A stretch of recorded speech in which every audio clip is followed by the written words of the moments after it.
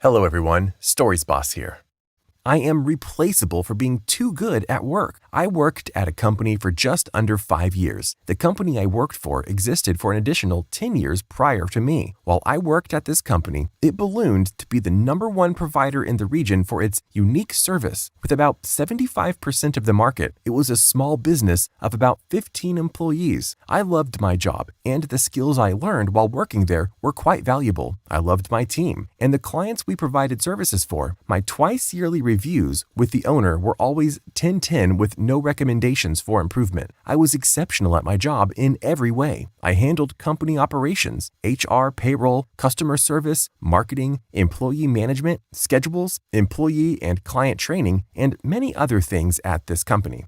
I was also able to step in and do any of my teammates' jobs if they were out sick or on vacation. The owner of the company was giving out a bonus late summer last year, and mine, while being more than the previous years, was notably less than my teammates. I asked the owner, "Are the bonuses related to performance? And if so, what could I have done to earn more?" The owner replied, "The bonuses are not performance related. You are just more replaceable than the others." "Oh, okay," I replied, and I proceeded to process each of the bonuses, then went to lunch. I called my spouse to gain wisdom and advice. I was pretty lit, but didn't want to make a rash decision. My spouse is very intelligent, and while they are not a fortune teller, they have an ability to foresee various responses and all the potential outcomes. They are business-wise and have been on the executive team of a large company for the past 21 years, while also serving on several community boards and business advisory boards. We decided together to continue forward with our scheduled vacation and use the time away to calm our minds, relax, have fun, and to also determine the best course of action for me. We were leaving after work one more day, so I worked like all was normal the rest of the day and the following day, then left on vacation. While away, we discussed several scenarios, the potential outcomes, consulted with a business advisor and a business attorney. With all the advice I received, I determined that upon my return from vacation, I would resign from my role with a 2-week notice. However, in a fit of rage, I was immediately terminated by the owner, which was one of the scenarios we thought would happen, so I was prepared for the owner's poor reaction. During the next couple of weeks, I created and opened a competing business offering similar services. However, I offered more customizable options with higher quality service and results. I knew our clients wanted these options and had proposed said options several times at old workplace, but was never greenlighted to implement the changes for no reason, other than my owner didn't come up with the idea, so it was a stupid idea. I also maintained communications with a few people from my old team. My old team did not relay the day-to-day happenings at my previous workplace, and I never asked about the company. However, they would vent to me on occasion. I would listen without comment. I knew service, quality, and the work environment in general suffered since my departure. Morale went down, and clients were less satisfied. I also read the Google and Facebook reviews for my old company. Yikes. Additionally, 2 full-time and 1 part-time persons were hired to fill my role, and a portion of my responsibilities, like HR and payroll, were filled by outside companies. I quickly built up my business, and within 3 months was able to hire several of my old teammates. They were able to jump in on day 1 with minimal training, as they were the best employees at my old workplace. The quality of the previous workplace's offerings continued to fall, which sent additional business my way and quickly caused incoming work to be non-existent at the old workplace. My old workplace went from being the #1 provider of unique services in the region to nothing in a matter of months.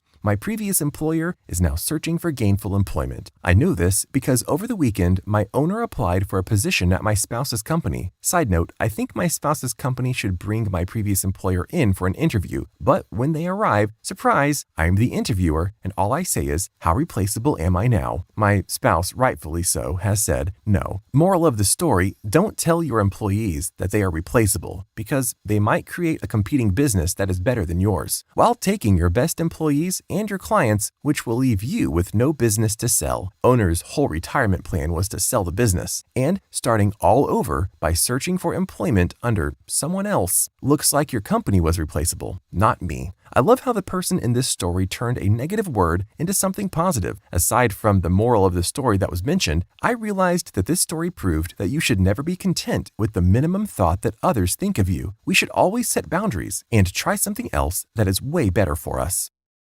Principal is blaming me for an inappropriate doing of my student, which is out of my control. I'm a teacher. Early in my career, I worked for a principal we will call Bob. One day, a student got a little bored in science class. Being a teenage boy, he decided that third period was the appropriate time to whip out his phone and browse the hub. He quickly got caught showing an unapproved documentary to some of his classmates. The science teacher sent the student to Bob and expected he would face consequences. Unfortunately, Bob felt that the teacher was to blame. The teacher had never explicitly stated that students weren't allowed to watch porn during class. It wasn't even posted on the wall. For those of you not in education, if you write something on a poster and put it on a wall, teenagers will pay attention to it. Bob informed the science teacher that they were lucky they were only getting a verbal warning. This time, we were all told to update our posted rules and explicitly tell students what they could and could not do in our classrooms. Cue the malicious compliance. I got a stack of index cards and started listing all the rules I could think of. These ranged from the mundane, don't pick your nose, to the serious, don't fornicate, to the absurd, starting cults is strictly forbidden.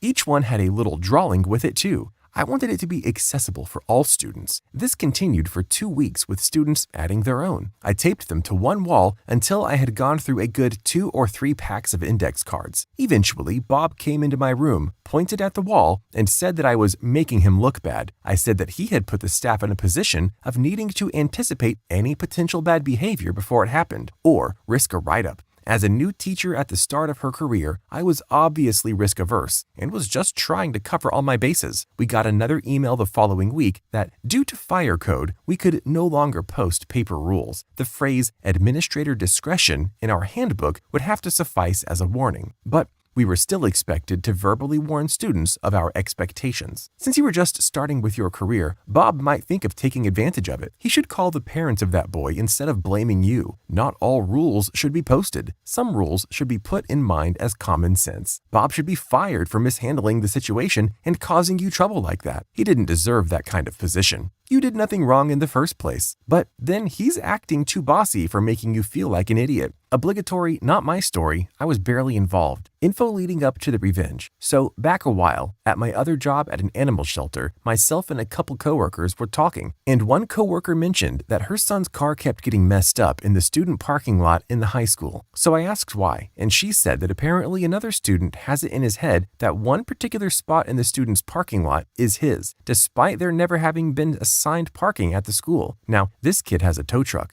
Not even one of those big flatbed trucks. It's a shitty little beat up with a tow hook in the back. If you've ever seen the movie Cars, think slightly bigger than Mater. Anyways, whenever somebody parks in his spot, he then tows that person's car out and parks in the aforementioned spot, usually damaging the vehicle in the process. Well, while my coworker was telling us this, I said, you know what would be funny? Parking the Bearcat in that spot and weighing it down. It'd be hilarious to see that trying to tow that big chungus of a vehicle. The chief of police was chatting with us. The animal shelter in my hometown is considered part of the police department, and officers will occasionally visit us every once in a while. And he laughed and said, I would love to see that. The revenge. So to start, the state I live in, according to the laws, moving a vehicle a certain distance without the owner's consent and without proper towing permits is considered vehicle theft. I was told this story a few days later, so here's how it went down. The police chief placed a bait truck in the parking spot and set up a couple undercover units close by, and the truck itself was weighed down with a crap load of cement bags. My coworker said she was surprised the truck didn't collapse under that weight. Sure, he shows up, sees the truck in his spot, and attempts to tow it away. Now, the plan was for the undercovers to come out and arrest him right then and there. What happened was that he did a burnout trying to move the truck. He was successful for a few feet, at least the bare minimum for a misdemeanor, and then the back axle popped out of the tow truck. The undercovers came out and arrested him. The camera footage was obtained which showed the roughly 100 other times he's done this, which of course only bumped up his charges. TLDR, he tows other students out of his parking spot, so the police use my stupid idea to catch him. He loses his driver's license, his tow truck gets totaled, and he goes down on several vehicle theft charges, and no students' cars are ever messed with again. How could he do such a thing like that?